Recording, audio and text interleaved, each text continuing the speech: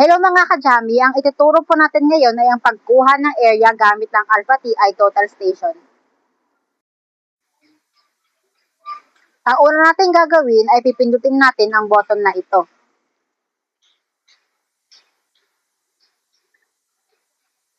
Susunod ay pipindutin natin ang apps. Hanapin ang area.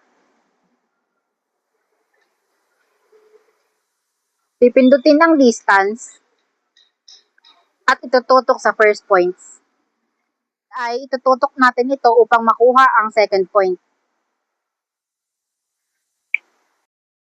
At sa huli, kukunin natin ang pangatlong points. Itutuloy mo lang ito hanggang sa makuha mo ang gusto mong bilang ng points. Kapag nakuha mo na, click calculate at doon niya ibibigay ang sukat ng area. Thanks for watching mga kajami!